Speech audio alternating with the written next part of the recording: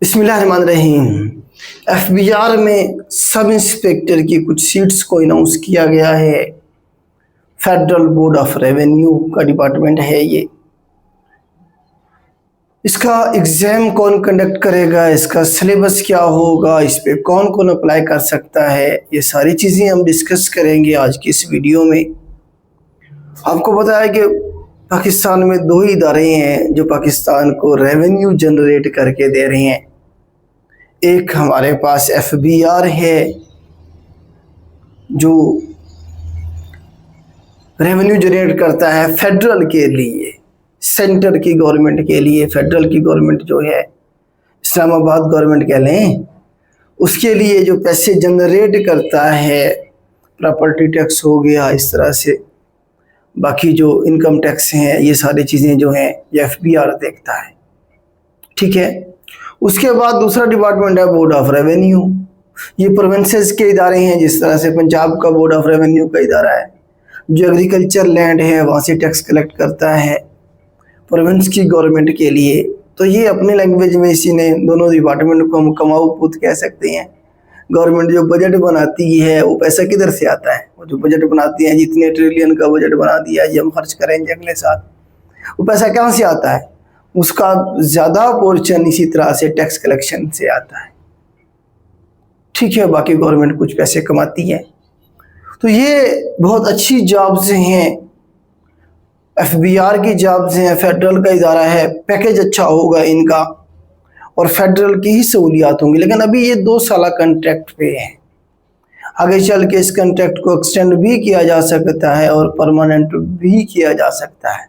Ultimately ये jobs जो हैं परमानेंट तो हो ही जाती हैं, टाइम लगता है लेकिन परमानेंट हो जाती हैं।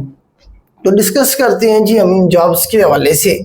एक तो बेटा सब इंस्पेक्टर के इक्वलेंट है 14 स्केल। अच्छा, ये सीट पहली दफ़ा क्रिएट की गई है, इससे पहले इंस्पेक्टर आया करते थे एफबीआर में और उनकी जो रिकमेंडेशन है वो एफपीएससी किया करता था। इसमें फेडरल पब्लिक सर्विस कमीशन जो है वो इनकी रिक्रूटमेंट किया करता था इंस्पेक्टर की। अब सब इंस्पेक्टर की सीट जनरेट की है इन्होंने। ठीक है, इसे जेसीओ का भी नाम दिया गया, जूनियर कमीशनड ऑफिसर। स्केल इनका 14 है। अब इसमें सीटों की फिर डिवीजन है। पहले जो 25 सीटें हैं ये तो सिर्फ बलूचिस्तान के डिस्ट्रिक्ट वालों के लिए है, सिर्फ बलूचिस्तान के लोग अप्लाई कर सकते हैं। ठीक है, इसी तरह से नीचे मजीद हमारे पास सब इंस्पेक्टर की सीटें हैं 15 सीटें हैं। स्केल इनका 14 है, इसमें भी डिस्ट्रिक्ट बलूचिस्तान के लोग अप्लाई कर सकते हैं। ठीक हो गया, तो ये तो थी ना बलूचिस्तान के लोगों के लिए। आगे चलते हैं, जनरल सीटें जिन पे पूरे पाकिस्तान के लोग अप्लाई कर सकते हैं वो ये हैं और इन सीट की तादाद है 108। बहुत ज़्यादा सीट्स हैं, पहली दफ़ा इतनी सीटें आई हैं। Sub inspector equivalent to junior commissioned officer. Scale बेटा इनका 14 है। अब इसमें डिवीजन है आगे प्रोविंसेस की।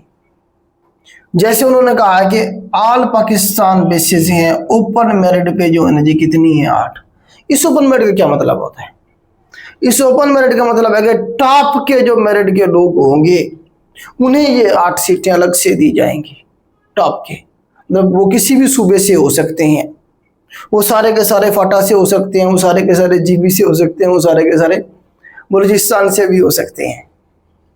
ठीक है, उसके बाद है जी कि हमारे पास पंजाब की सीटें हैं जी 54, 54 सीटें हैं जी पंजाब वाली। इसमें सिर्फ पंजाब के लोग ही एलिजिबल हैं, पंजाब के लोग ही इसमें शॉर्टलिस्ट होंगे, किसी और सूबे के लोग इसमें नहीं आ सकते हैं। उसके बाद हमारे पास अच्छा इसमें मेरिट पे 46 हैं, वुमेन की 5 है और मिनॉरिटी की 3 है। तो वुमेन इसलिए परेशान ना हो कि हमारी 5 सीटें हैं, उनकी 54 की 54 सीटें हैं, मतलब वो ये जो मेरिट वाली 46 है उनमें भी एलिजिबल हैं, उनमें भी फॉल करेंगे। अगर किसी बच्चे का मेरिट, किसी फीमेल का मेरिट इनमें आता है इनसे ऊपर जाके, तो वो इसमें शॉर्टलिस्ट हो जाएंगे। उसके बाद ये सीटें अलग से हैं फीमेल के लिए, इसमें सिर्फ फीमेल होंगी।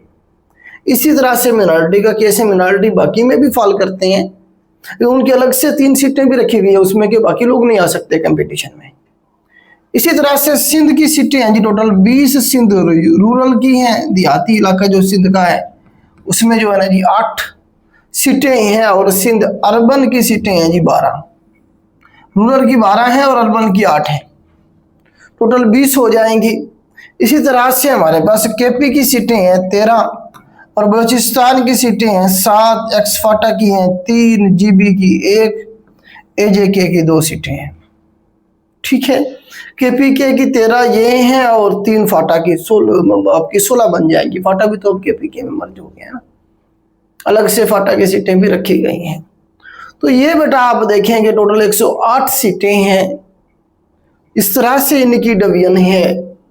उसके बाद इनकी जरा हम देख लेते हैं जी, क्वालिफिकेशन और एक्सपीरियंस और एज का जो सर्कल है, ब्रैकेट है, कितनी रखी है इन्होंने। पहले हम क्वालिफिकेशन को देखते हैं बेटा। इन्होंने कहा सेकेंड क्लास और ग्रेड सी बैचलर डिग्री, मतलब मिनिमम जो क्वालिफिकेशन है वो बैचलर चाहिए यहाँ, तो मतलब बीए बीएससी चाहिए आपकी कम से कम। इससे ज्यादा एजुकेशन है तो भी आप अप्लाई कर सकते हैं, कम से कम एजुकेशन यहाँ मेंशन होती है। ठीक है, सेकेंड डिवीजन के साथ या ग्रेड सी के साथ आपने बीए बीएससी, आजकल एडीए आया हुआ है, वो अगर आपने किया हुआ है सेकेंड क्लास के साथ भी, मतलब है कि ग्रेड सी के साथ भी, आगे मेंशन है from university recognized by HEC with economics, मतलब आपने अपने जो बीए बीएससी का सब्जेक्ट है उसमें इकोनॉमिक्स पढ़ी है, कॉमर्स का एक सब्जेक्ट पढ़ा है आपने, मतलब ऑप्शनल सब्जेक्ट जो होते हैं, स्टैट का पढ़ा है, अकाउंटिंग का पढ़ा है, कंप्यूटर साइंस का पढ़ा है, लॉ का पढ़ा है, फार्मेसी का, केमिस्ट्री का या फिर फिजिक्स का।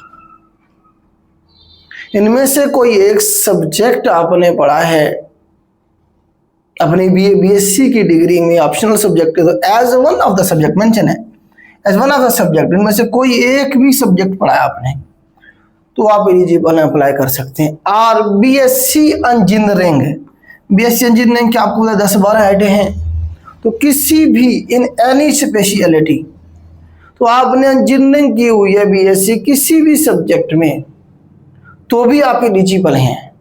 अब इसमें वो लोग जिन्होंने बीएस किया हुआ है और जो है ना जी बीएस इंग्लिश मिसाल के तौर पे एक बच्चे ने किया हुआ है, तो वो किधर जाए, उसे तो मेंशन ही नहीं है यहाँ बीएस वाले। बेटा बैचलर में बीएस भी आ जाएगा, अगर आपने बैचलर में मतलब बीएस में आपने इनमें से कोई एक सब्जेक्ट पढ़ा है तो भी आप एलिजिबल हैं।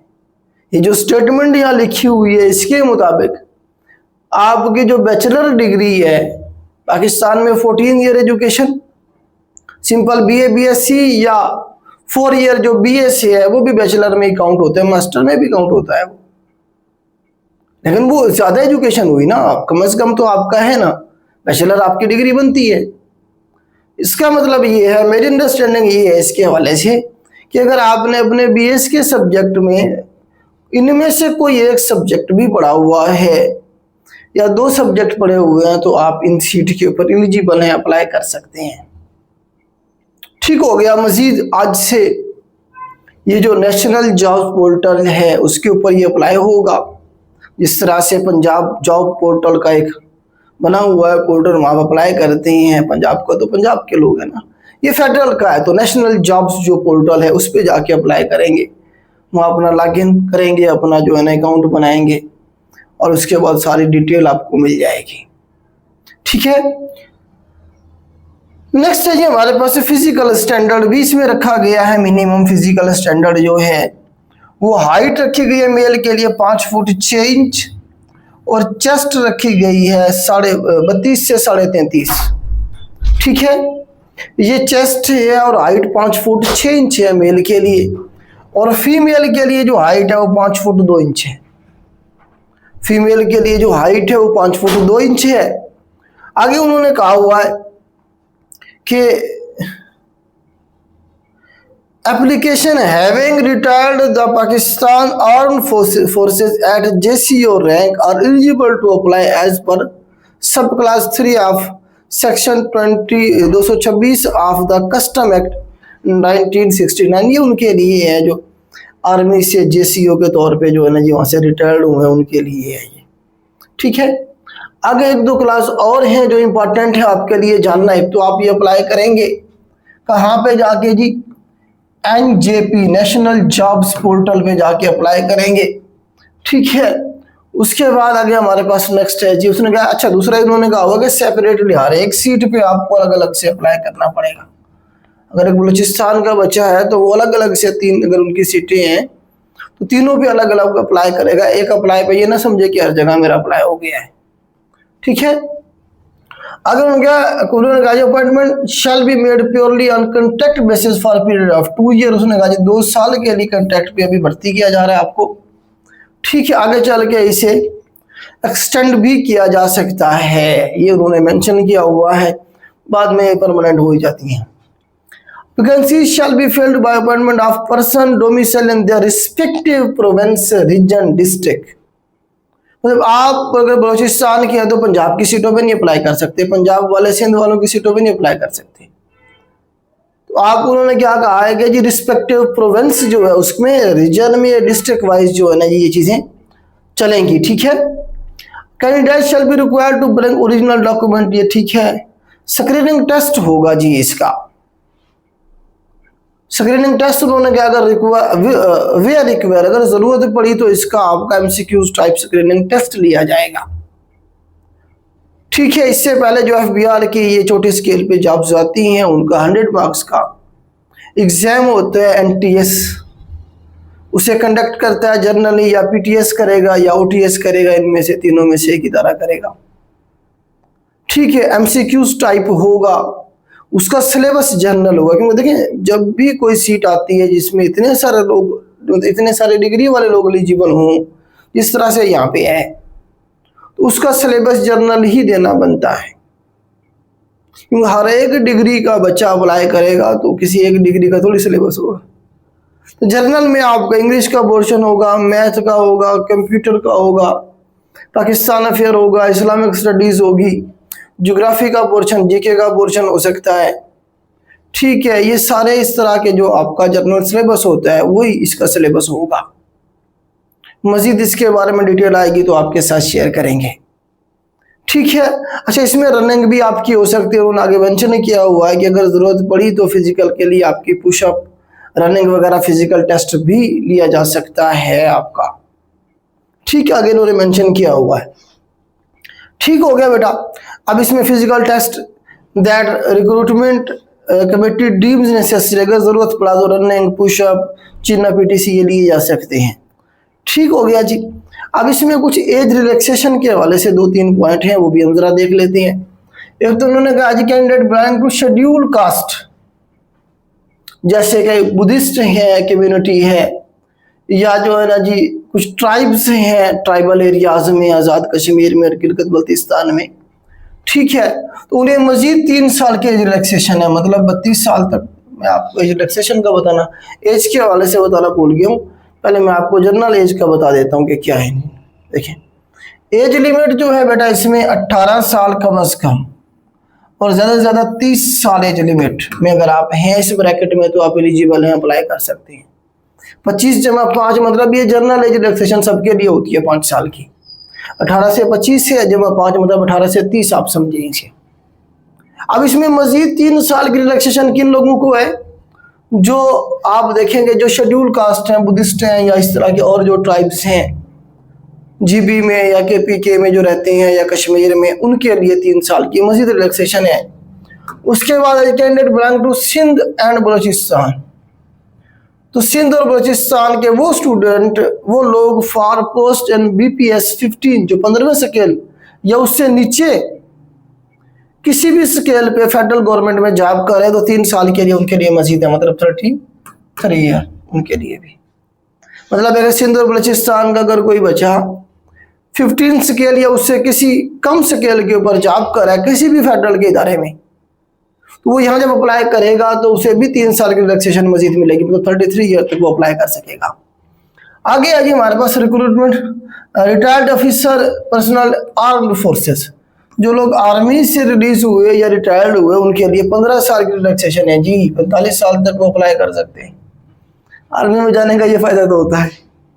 ठीक है, इसी तरह से जो विडो हैं, बेवा हैं या सन हैं या डॉटर हैं किसी भी सिविल सर्वेंट के जो ड्यूरिंग सर्विस जिनकी डेथ हो गई है, तो उन्हें भी 5 साल की रिलैक्सेशन है, तो वो भी 35 साल तक अगर उनकी एज लिमिट हो गई है तो वो एलिजिबल है, अप्लाई कर सकते हैं।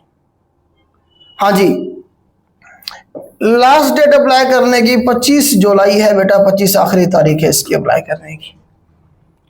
ठीक है, हमारा जनरल जो बैच है जिस तरह से मैंने आपको बताया इसका सिलेबस भी जनरल होगा, वो इंशाल्लाह आज से शुरू होने जा रहा है। आज शाम 8 बजे पहली क्लास है, सेमिनार भी है, आप सारे लोग ज्वाइन करें। मज़ीद इसके बारे में कोई इन्फॉर्मेशन आएगी तो वो हम सेमिनार में डिस्कस कर लेंगे। आपको पता है PPSC में भी बहुत सारी जॉब्स आई हुई हैं, तो वो भी हम डिस्कस करेंगे इंशाल्लाह। तो मिलते हैं इंशाल्लाह शाम को 8 बजे सेमिनार में। आज के लिए इतना ही, अल्लाह हाफिज़।